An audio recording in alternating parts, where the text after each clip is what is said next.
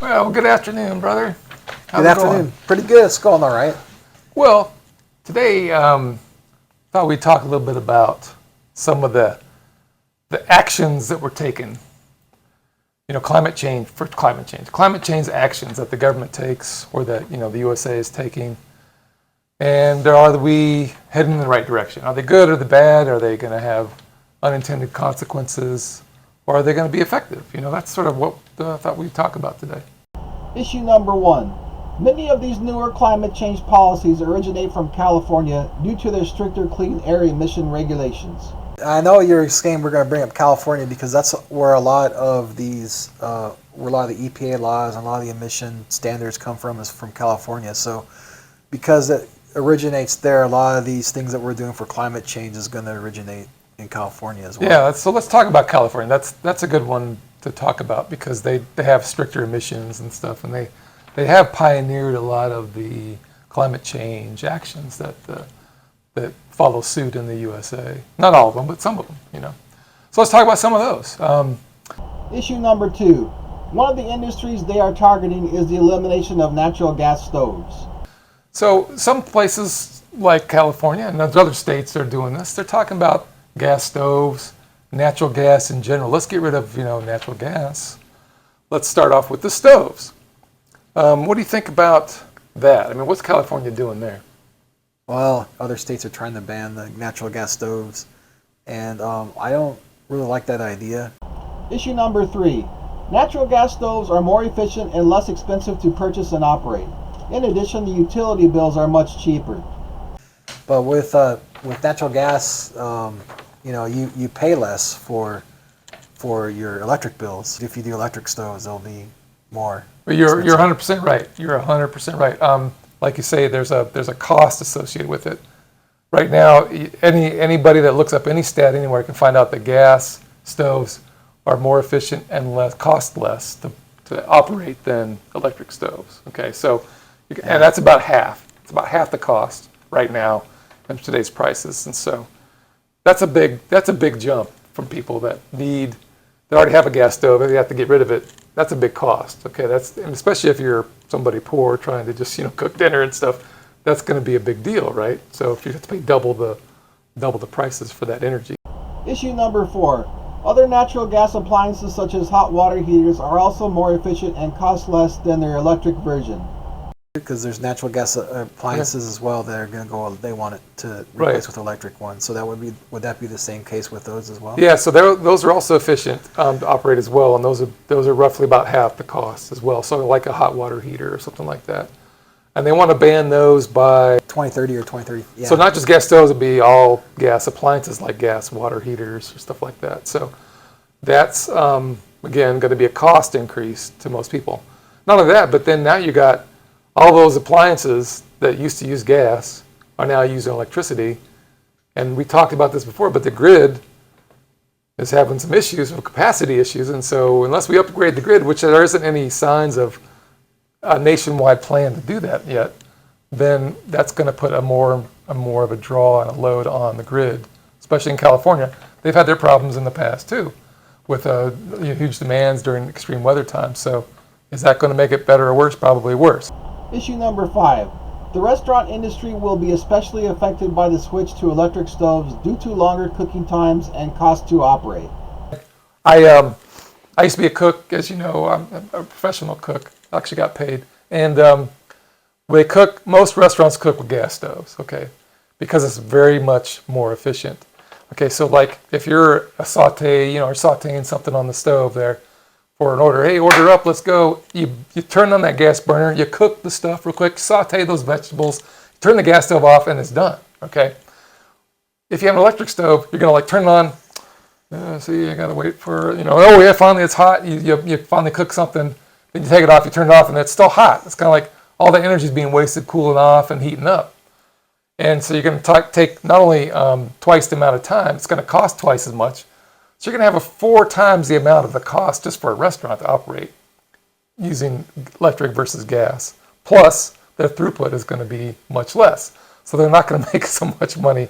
They may not all are going to survive. If they're on the edge, that could put them under. And so I don't think that's a very effective thing for restaurants. They maybe ought to think about that or exempt them or something like that. Issue number 6. Even if we ban natural gas stoves in the U.S., the savings on GHG emissions is very negligible compared to the total amount of GHGs. I don't know, and other than virtue signaling, I'm not sure the gas stove thing is going to be effective.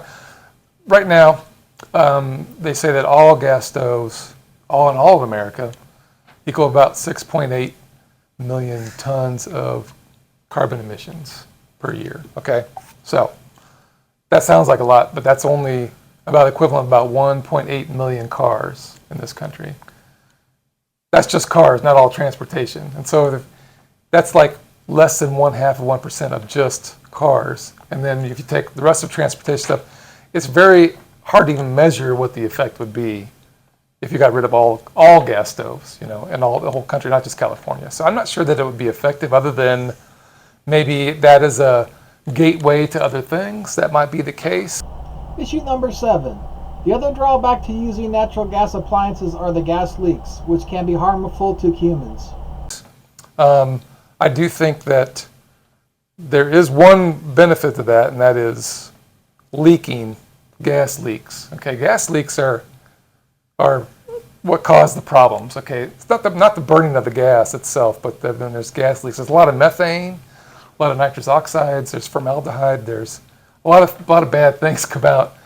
And even though I think one of the comments we had before was it causes asthma, and it does. I mean, that's true too.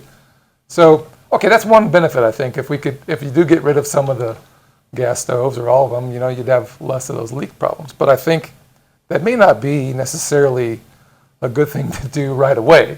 Issue number 8. It is prohibited to provide natural gas hookups in new buildings and homes in certain cities as of 2022 in California. Well, one thing I wanted to say too is that in California, and various cities are already doing this because they started doing it in 2022, but all new homes and buildings, they're going to get rid of natural gas hookups in there. So you won't have the option of going natural gas if you want to, even at that point, which we may think, what if they make a mistake and they want to start bringing back these natural gas appliances? Well, if they're prohibiting these hookups in the new homes, and that's going to be more difficult to do. Boxing themselves in. Yeah, boxing themselves. Yeah, something like yeah, putting yourself in a corner or whatever analogy you want to say. But yeah, that's a good point.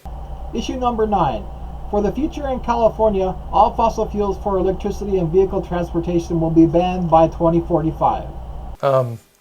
Well, by 2045, they want to get rid of all fossil fuels in California. So that includes natural gas, of course, but also oil and gas as well.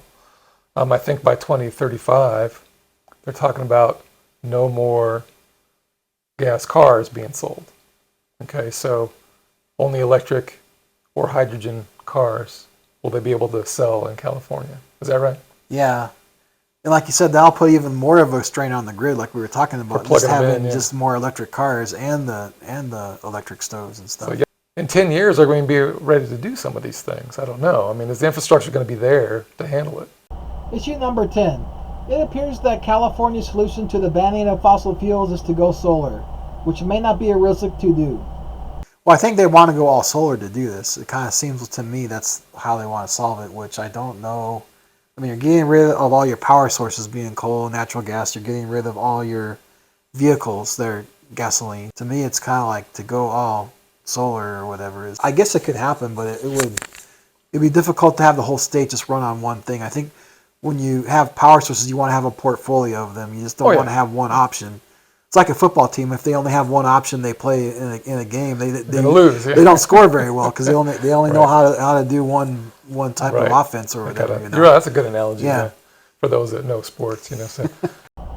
Issue number 11.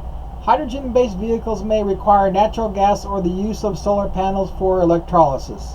Well, tell us about the hydrogen too. I think that's a problem because they'll be able to sell hydrogen cars, but there's not a lot of infrastructure there to support the hydrogen cars yet either. And how do you make hydrogen right now? What do you use to make hydrogen? Well, you can do steam reforming with natural gas. That's natural one way gas. to do it. So you got to use natural gas. So you got to use. So that might. If they're going to ban natural gas, how are they going to make hydrogen? Well, you can do electrolysis, but that requires a lot of electricity. And so, like you said, have all that solar, but you're going to use some of that solar to produce hydrogen just to use for your vehicles and stuff. Yeah, that could be. So right now, that costs more to make hydrogen than the energy you get out. So maybe that'll change if you have a big solar farm or something over time for life cycle costs. But again, if they need those solar panels to put into the grid instead of making hydrogen, that may be also counterproductive. So we'll see how that works out. You got anything else? No, that's good. That was good that we All right, talked okay. about that and stuff. All right, well, until next time, we're the Climate Change Brothers. We're signing off.